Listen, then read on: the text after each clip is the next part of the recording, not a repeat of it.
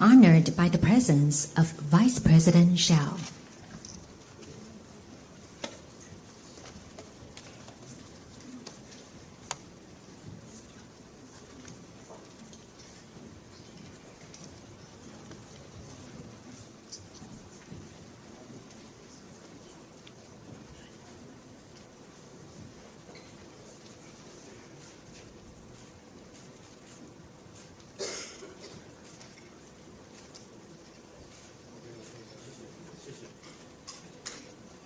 各位贵宾，欢迎参加由驻台北以色列经济文化办事处、德国在台协会以及台湾民主基金会主办的国际犹太大屠杀纪念日。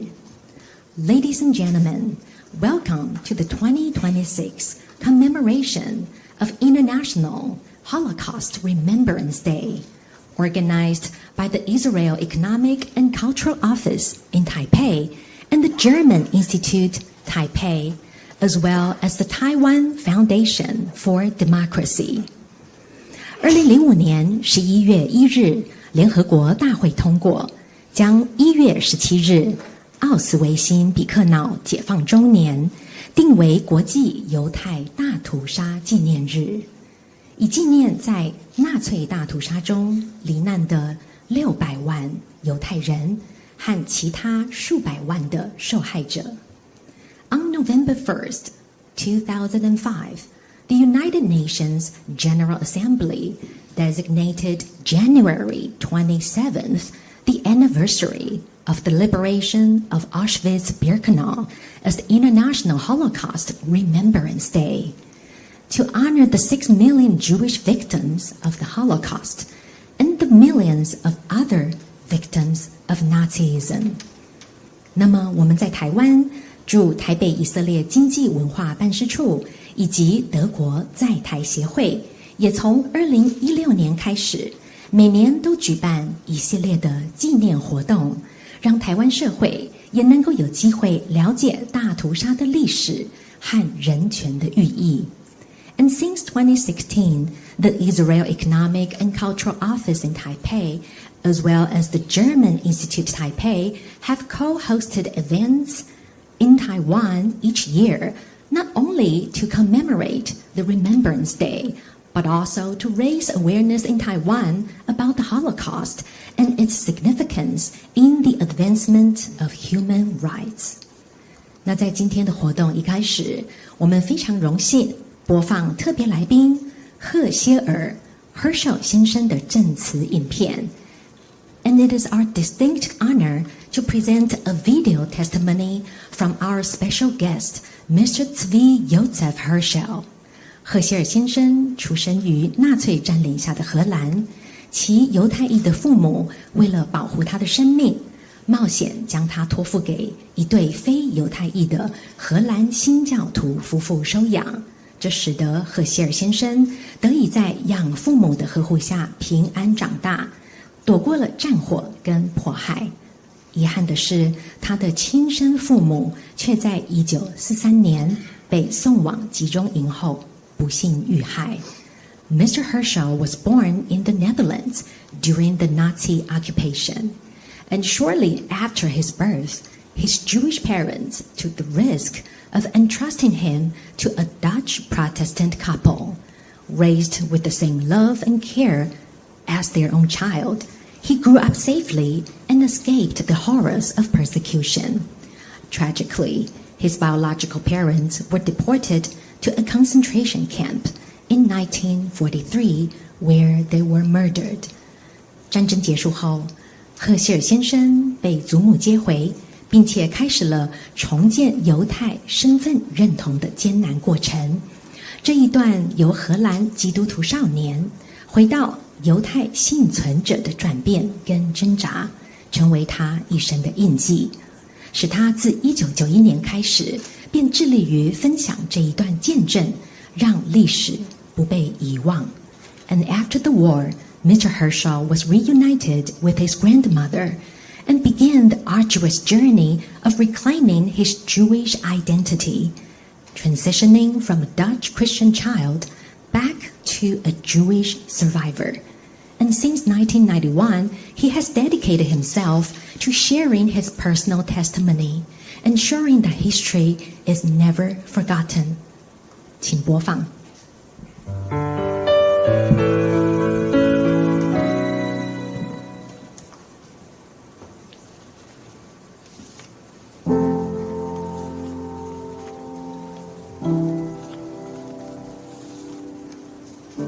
Tswi Josef Herschel was born on December 29, 1942, in Zwolle. About 800 people lived in the Jewish community of Zwolle.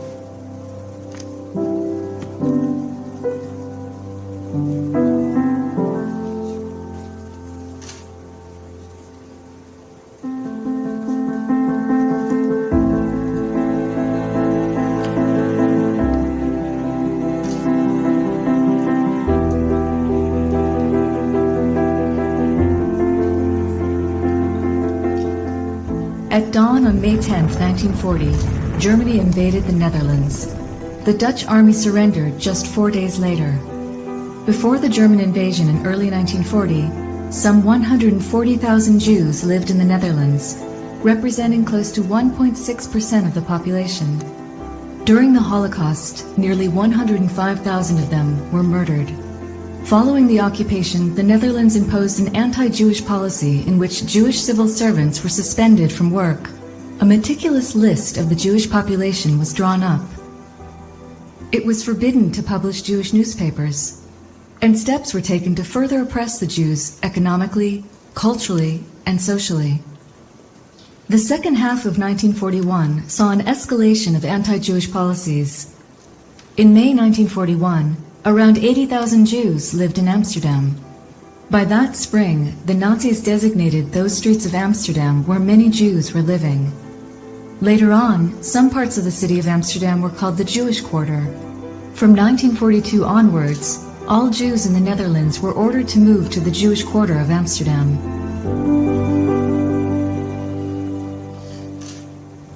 I was born in the darkest time of the war in Holland.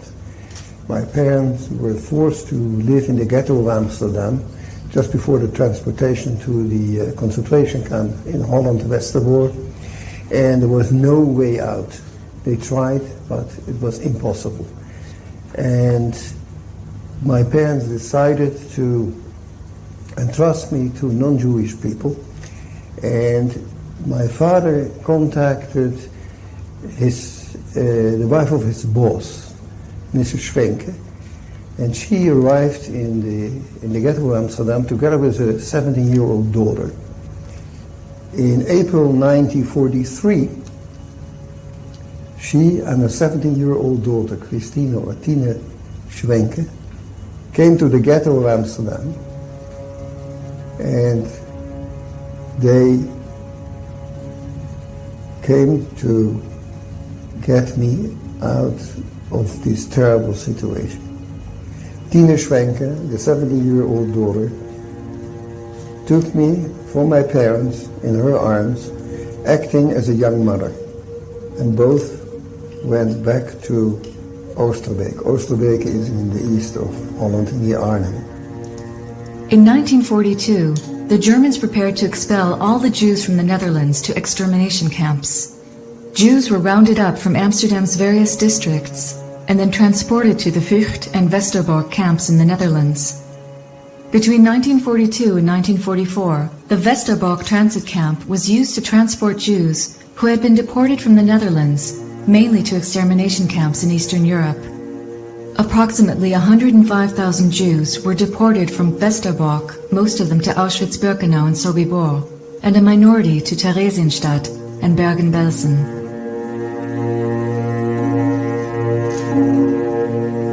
Nico and Ami Herschel. Tswi's parents were transported to the Dutch transit camp of Westerbork in June 1943. 1 month later, they were transported from Westerbork to the Sobibor death camp. His mother was 24, his father 27 years old, when they were murdered at Sobibor on July 23, 1943. Almost the entire family perished in the Holocaust. First of all, I will emphasize the enormous love my parents had for me to entrust me to non-Jewish people. I was the firstborn, and I was about 4 months old. You cannot imagine what it means for parents to give away your child, and especially not in a situation as it was at that time in the Second World War.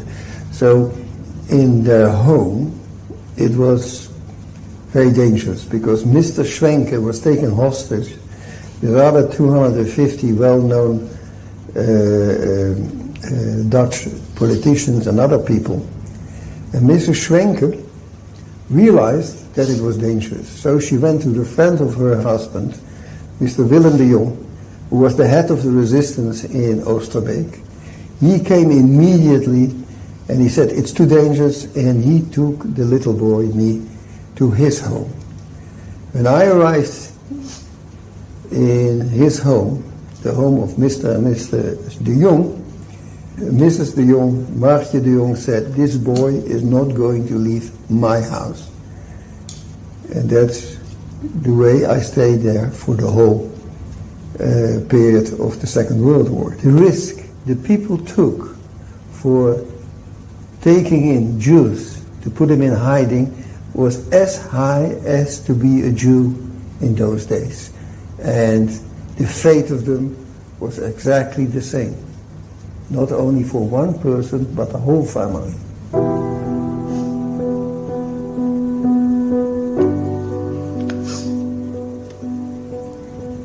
Thinking of this period, and what I remember is that I was taken care of with love.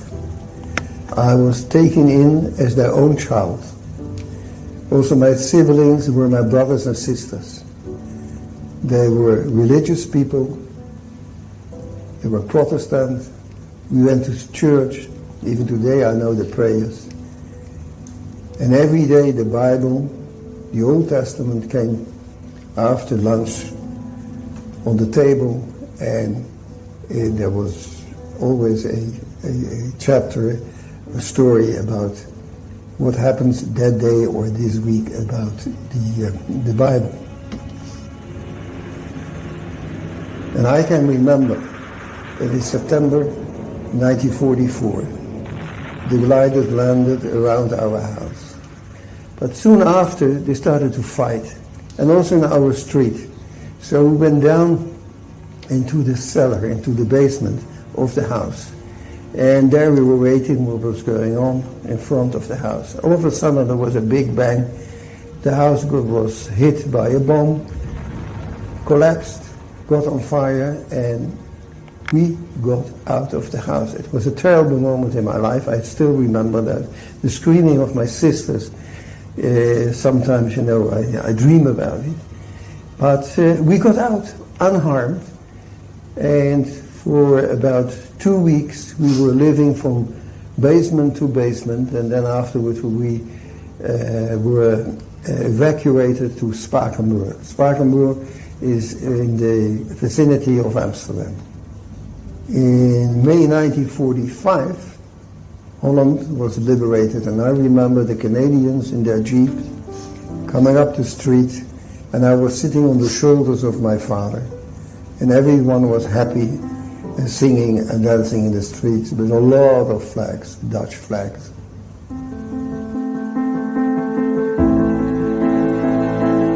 In May 1945, with the signing of the German capitulation, the Netherlands was liberated from German occupation. After the liberation of the Netherlands, the only survivor of the Herschel family, Tswi's grandmother Rebecca, came to take out the boy from his rescuer's family. She wanted to raise her grandchild in a Jewish home. On the spot, I lost my family. My father, my mother, my siblings. It was terrible. Not only that, when I came to Rotterdam, where she used to live, I had to change my name. My name was Henkie de Jong. I was a part of the de Jong family. And all of a sudden, no, your name is Herman. I couldn't grab it. On top of it, it was forbidden to have contact with my family, with my parents, with my mother. And I had to pray in a different way, in a different language, which I didn't understand at all. And I had to eat kosher. My whole youth, till I was 18, was very difficult. I felt alone. Well, I had to teach myself. And I can say that I'm lucky that I found a way.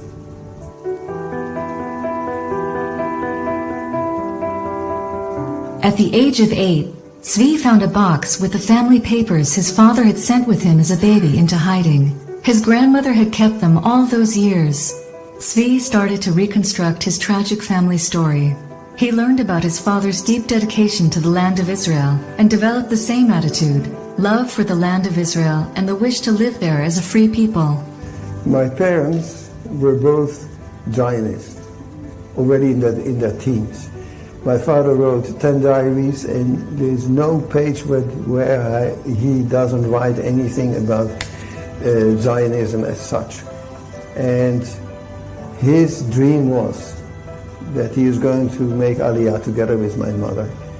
And unfortunately, it never came out. And it was remarkable that a straight line between his thoughts about living as a Jew in the diaspora and my thoughts as being a Zionist and wanted to live in Israel. I could have never expressed myself much better than after reading one of the sentences of my father's diary. A people without a country doesn't have a future. And I'm happy that I followed actually the steps of my parents.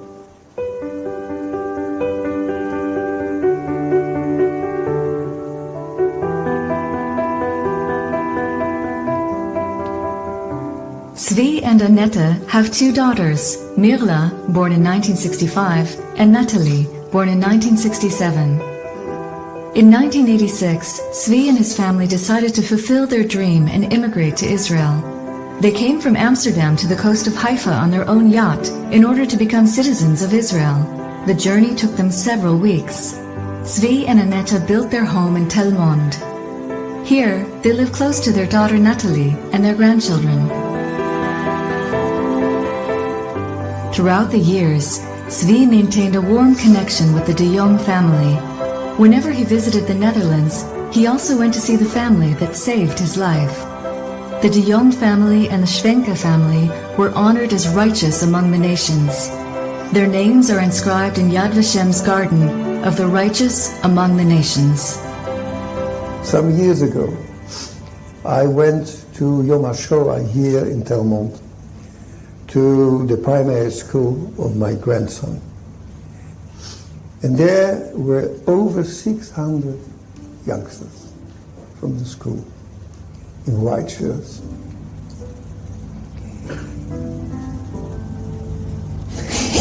Today, now, it was so emotional. I never had this feeling of to be together. I never had this beautiful youth, what they have. To relate my story to my life is that it's something unbelievable that my parents, with all their love for their child, for me, entrusted me to strangers. We cannot imagine what went through their heads the moment they made a decision, the moment they handed over their baby, their firstborn baby, to strangers. There are so many things that influence your life. And there are always 2 possibilities. You can go to the left and you can go to the right. But what is the right direction? The right direction is something what your heart tells you. You mustn't forget the past, you have to learn from it. And to stop discrimination. If we want to live in a better world, we start now not to discriminate anymore. If we want to live in a better world for the next generation to come, we have to do that.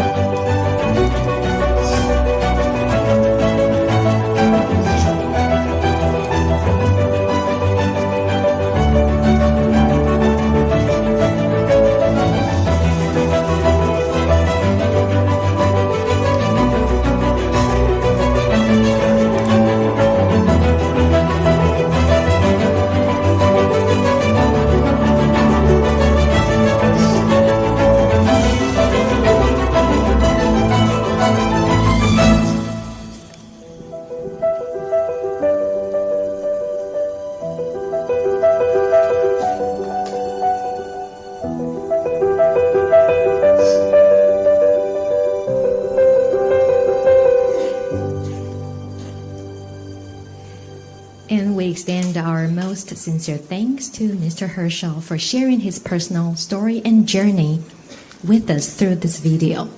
那我们现在呢，就来邀请到的是台北市可巴德犹太协会拉比 Shlomi Tabib 先生来诵读祈祷文《慈悲的神》。这篇祈祷文是为了抚慰已逝者的灵魂，在墓边以及纪念仪式中诵祷。我们也邀请各位贵宾，也可以打开您手边的手册，在之中我们再有我们今天要来朗诵的祈祷文，我们可以一同浏览。May I also remind you to please open your booklet and read the prayer together with us. Now I would like to invite Rabbi Shlomi Tabib, the Rabbi of Taiwan, to recite El Maled Lachamin, the Merciful God. אל מלא רחמים, שוכן במרומים, המצא מנוחה נכונה על כנפי השכינה, במעלות קדושים וטהורים, כזוהר הרקיע מזהירים את כל הנשמות של 6 מיליוני היהודים, חללי השואה באירופה, שנהרגו, שנשחטו, שנשרפו ושנספו על קידוש השם בידי המרצחים הגרמנים, הנאצים ועוזריהם משאר העמים, יימח שמם. לכן בעל הרחמים יסתירם בסתר כנפיו לעולמים, ויצרור בצרור החיים את נשמותיהם. אדוני הוא נחלתם, בגן עדן תהא מנוחתם, ויעמדו לגורלם לקץ הימין, ונאמר אמן.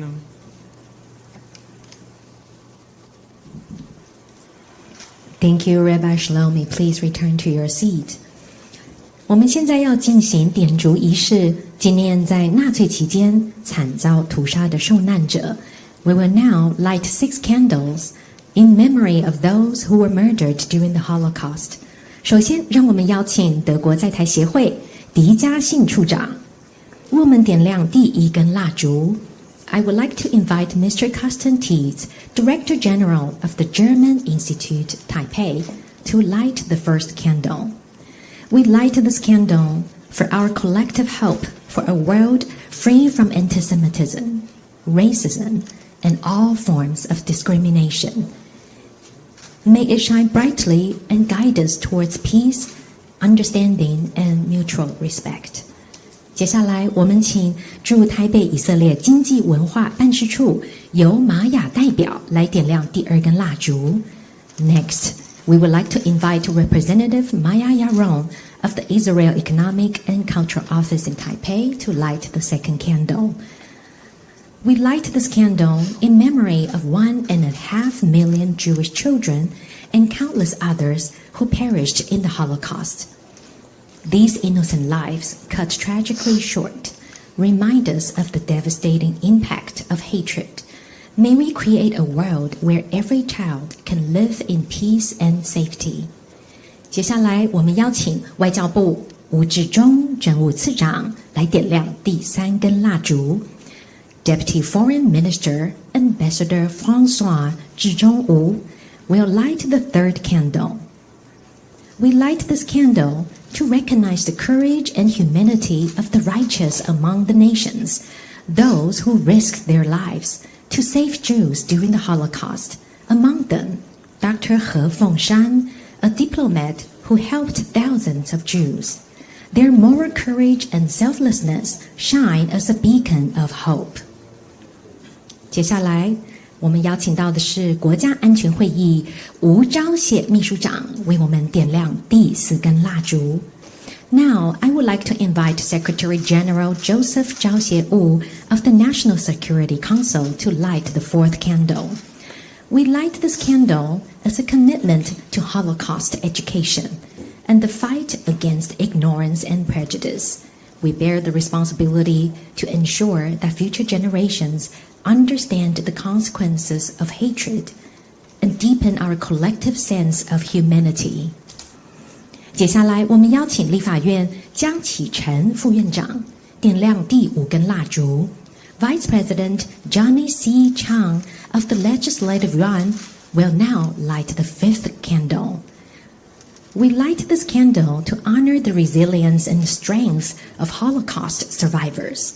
Their stories are a powerful reminder of the human spirit's capacity to overcome darkness and despair, and we bear the responsibility to carry their legacy to future generations, and may this light symbolize hope and renewal. 最后，我们恭请萧美琴副总统来点亮第6根蜡烛。Vice President Bi-khim Hsiao will light the 6th candle. We light this candle in remembrance of the 6 million Jewish lives lost during the Holocaust. May their memory be a beacon that guides us towards a world of compassion and understanding, ensuring such atrocities are never repeated. 现在我们进行合照。We will now take a group photo. 我们请看向前方中央的镜头。Please look toward the photographers right in front of you. 那接下来望向后方媒体区的镜头。Please look towards the cameras in the media area at the back.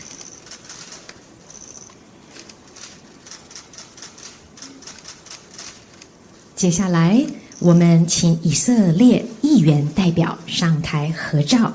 Now, I would like to invite M.K. Boaz Toporowski, member of the Knesset, to the stage for a second group photo.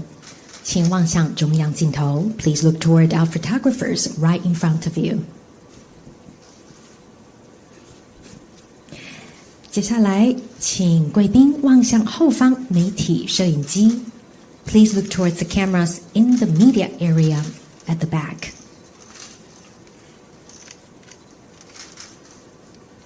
谢谢，感谢台前各位贵宾，请各位贵宾先行回座。Thank you. Please return to your seats.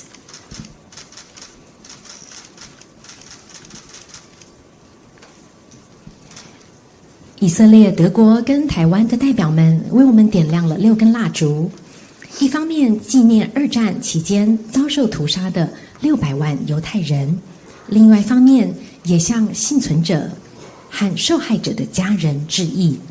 The 6 candles lit by representatives from Taiwan, Germany, and Israel not only honored the 6 million Jews who were murdered during World War II, but also pay respect to the survivors and the families of the Holocaust victims. 现在我们邀请立法院江启臣副院长致辞。Let us now welcome Mr. Johnny C. Chang, Vice President of the Legislative Yuan, to deliver his remarks. 萧副总统、关会吴秘书长、以色列经济文化办事处尤玛雅处长、德国在台协会迪加信处长、以色列国会议员杜博斯基、拉比谭硕米、外交部吴次长，还有台湾民主基金会的廖执行长，在场的各位贵宾，大家午安。今天本人怀着肃穆的心情，代表台湾民主基金会董事长暨立法院院长韩国瑜先生出席本次国际犹太大屠杀纪念活动。80多年前，在第2次世界大战的欧洲战场上，人类历史上规模最大的种族灭绝——犹太大屠杀，夺走了600万犹太民族以及数百万包括吉普赛人等其他群体的生命。这场浩劫改写了历史的进度，改写了历史的进程，更改变了无数个体的命运。而赫歇尔先生正是其中的一位。80年后的今天，我们齐聚在此，透过幸存者赫歇尔先生的证词影片、诵念祈祷文以及点烛仪式，共同来悼念在2战期间遭受迫害的所有受难群体，同时也借此提醒当代的我们，要有勇气面对沉重的历史记忆，并反思其中的人权课题。在赫歇尔先生的证词影片中，我们看见战争的残酷与极权的暴行，但同时我们也看见人性的光辉。在生死交关之际，父母忍痛将孩子托付给他人，只为了延续他们的生命。也有非犹太的家庭，即使承受着极度的风险，仍选择保护、抚养这些跟自己没有血缘关系的孩童。这样的选择展现了人性中最真挚的善念，也让我们深刻体悟到电影《辛德勒的名单》当中的一句话：拯救一个生命，就是拯救了整个世界。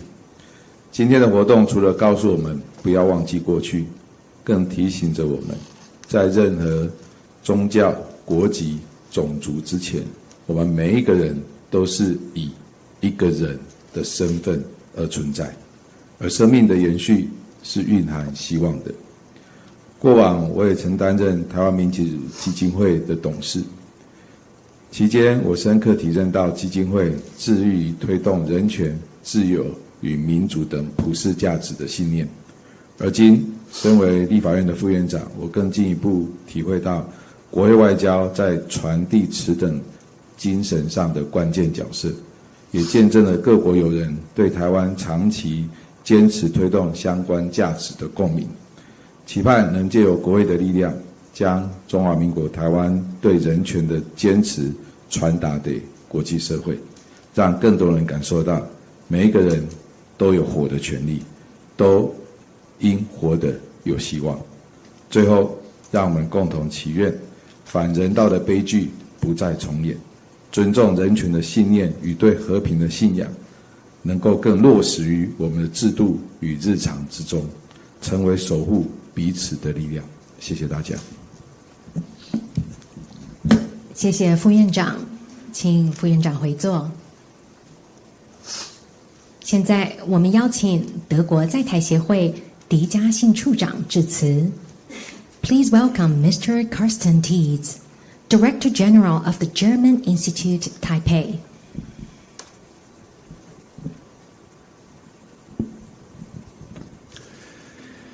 Madam Vice President, Secretary General, dear Joseph, Deputy Speaker, dear Johnny, Deputy Minister, dear Francois, and especially our co-organizers, dear Maya and President Liao, distinguished guests. Never again. That was the resounding message after the Holocaust, after nearly 7 million innocent civilians, men, women, and children, were killed in concentration camps and gas chambers. Even if it was neither the first nor the last genocide in history, it stands out because for the first time, the methods of the Industrial Revolution were employed in killing people, killing factories instead of killing fields. That is why the Holocaust will always be unique. I was born 25 years after the end of World War II. My father was 4 years old at the end of the war. Even though I am not responsible or guilty, I feel the national shame. Every generation has to repay the debts of their forefathers. That is why we often have heated political debates whether we should solve current problems by accumulating debt that our children have to repay. The monetary debts from World War II have been repaid long ago, but the moral debt can never be repaid. In what currency can you repay the moral debt of the world's most devastating genocide? Our approach in Germany is our remembrance culture, our attempt to be good global citizens, and our unwavering support for the Jewish people and their right to live free from fear and aggression in Israel and the world. Today in Germany, the main source of anti-Semitism is imported anti-Semitism from the Middle East, staging anti-Jewish protests in our streets, and in some cases even comparing Israel's war in Gaza to the Holocaust. Let me be very clear.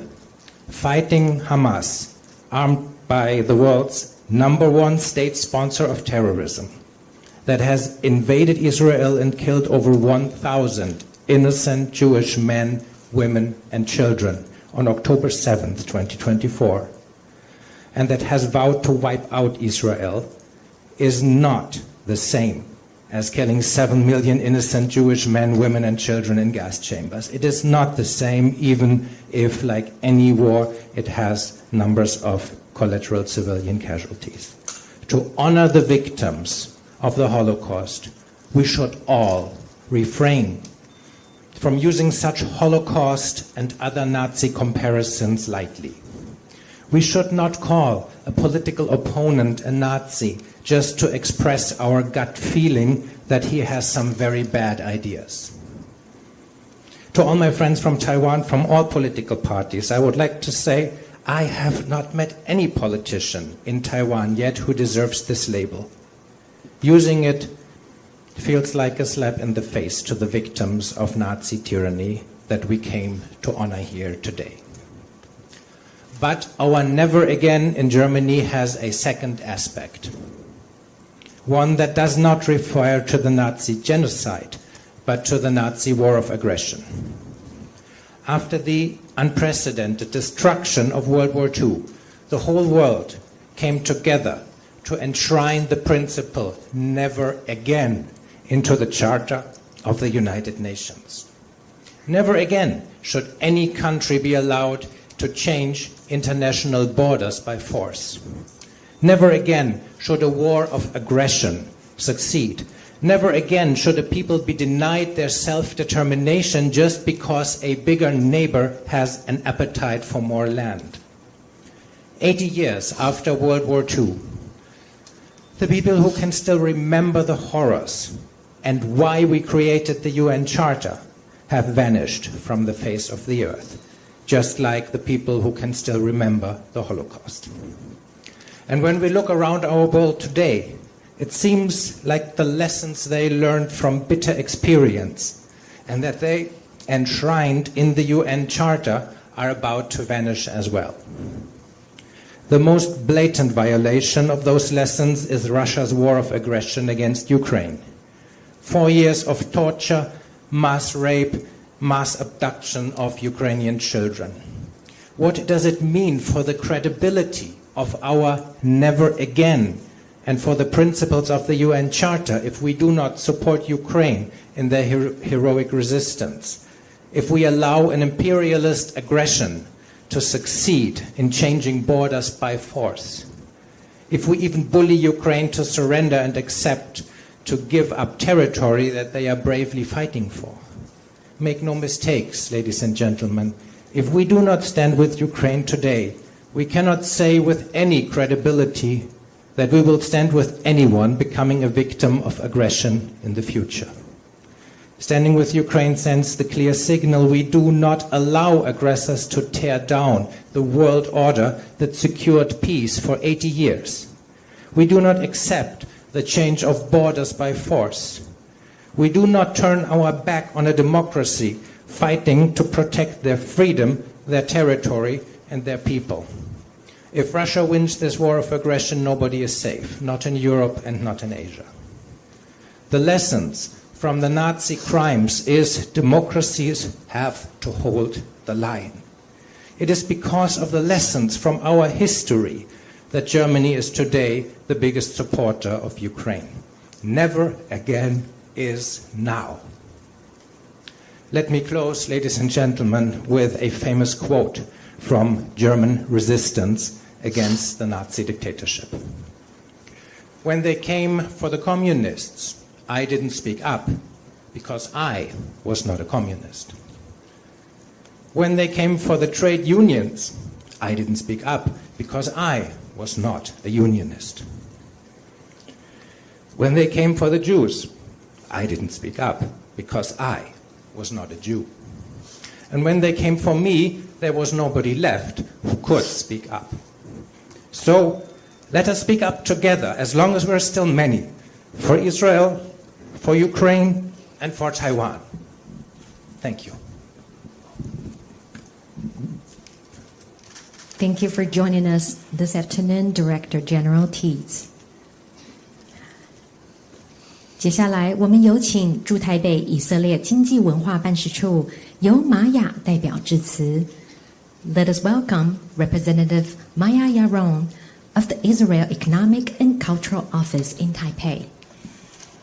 Her Excellency, Vice President Chiao, Secretary General of National Security, Mr. Wu, Vice President of the Legislative Yuan, Mr. Chiang, Deputy Minister Wu, President of the Taiwan Foundation for Democracy, Ms. Liao, and Director General of the German Institute, Mr. Ties, of course, member of the Knesset, Mr. Bostoporovsky, distinguished ladies, thank you for being here. Mei was born this past September here in Taipei. She's probably the youngest member of this small Jewish community here. And I see her mother every day coming to work at the Israeli office. And like many young parents, she struggles every day with the moment of leaving her daughter, who's only 7 months old, at home. It is not a simple thing. It's an emotional. It pulls out your heart to leave a child, even when you know it's only for a few hours, and even if you know that this is in a safe home. And after hearing the testimony of Tswi Herschel, I can't stop thinking about his mother. What did she had in mind when she let go of her 4 months old baby? I keep asking myself, how did she feel? Because she didn't do this because she wanted to. She thought she did it because somehow this was the only way for him to survive. Tswi is only one story. Every year when I come here, I struggle with this. Because one story, one face, one name is something that we as human needs in order to care and to feel and to connect. But it's still only one. And when we come to the Holocaust, we have to remember the numbers, the very big numbers. In the Netherlands alone, more than 100,000 Jews were executed. Across Europe, 6 million Jews were murdered, and alongside them, millions more were perished. And those are only the people who lost their lives. What about the millions who survived, but carried the trauma all the rest of their lives, like my grandparents? Those people who lived, but were physically broken, were emotionally wounded, and they were mentally scarred. And the survivors that they had to go through after losing their parents, their families, their homes, their faith, the very basic sense of safety. Can we really understand the scale of the Nazi plan? A deliberate, systematic, vicious plan to murder an entire minority, millions of people, just because we are Jews. Knowing this plan, standing here today, my own existence feels like a miracle. I stand here today as an Israeli, as a Jewish woman, and everywhere around me, in my family history, the stories that I grew up with, I see them the shadow of what the Holocaust did to all of us, Israelis, Jews. And yet here I am, and I am alive. In Hebrew we say, Am Israel Chai. I am the third generation of Holocaust survivors. And on days like today, I really feel it very strongly. I feel that my existence has got to mean something. There is continuity. This is something that is an answer to all those who wanted to erase us all. Why do I feel this so deeply? Perhaps it's the way that I was raised, how we are taught about the Holocaust, because for us, Holocaust is just not numbers, dates, or figures in a history book. Tswi Herschel was sharing in his testimony that he was going to the school, the primary school of his grandson. This is how we learn. We learn the stories of our families, of our grandparents. We look on their experience. We hear what they went through, what was lost, and what was carried forward. And so we become a living memorial. We carry those stories with us so they are never forgotten.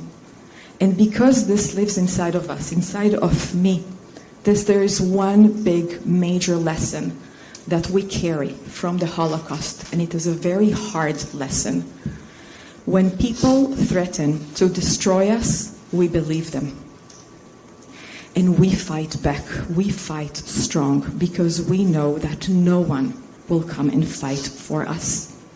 We believe those people because history taught us in the most cruel way that words matter, that hatred and discrimination must be taken seriously. That reminds us of these tragedies is that they are not happening suddenly. Everything begins with words that are being ignored. Israeli Jewish people do not have the luxury of dismissing threats as empty words. We know that those who openly call for our destruction may very well have exactly mean what they are saying. So we act, not because we love conflict or war, but because we learned that our survival requires strength, vigilance, and the willingness to defend ourselves. Therefore, carrying the living memory of the Holocaust makes us very sensitive to language. And when I hear people, including here in Taiwan, use words like Nazi, like dictatorship, too casually, too lightly, as if this is another comparison that they can use, my body reacts to this.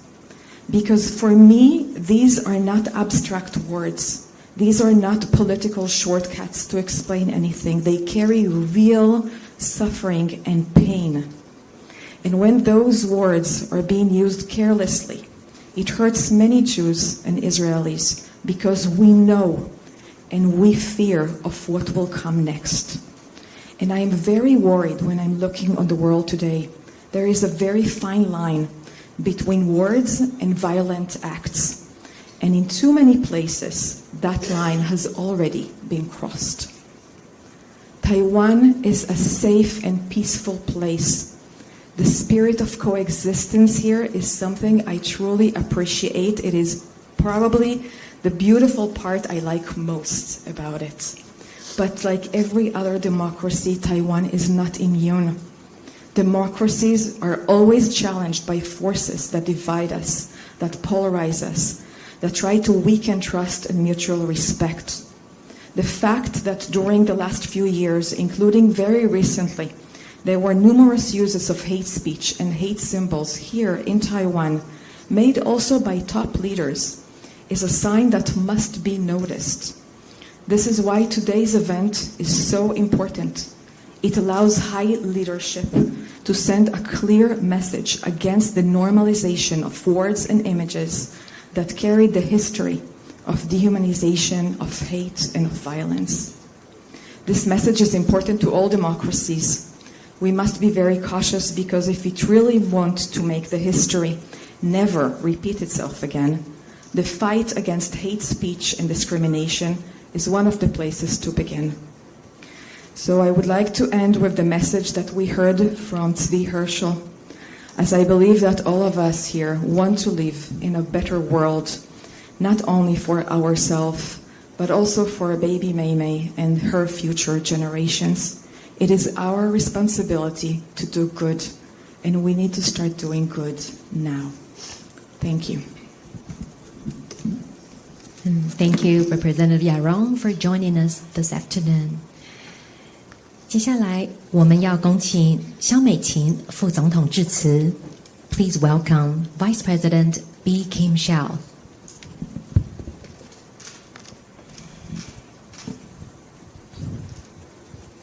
The Honorable Maya Yaron, representative of the Israeli Economic and Cultural Office in Taipei.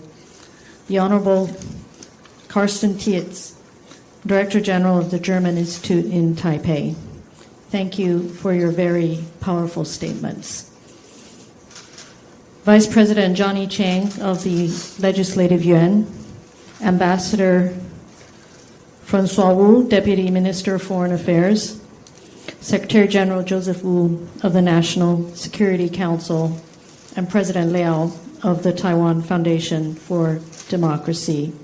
And also welcome to Boaz, a member of the Israeli Knesset.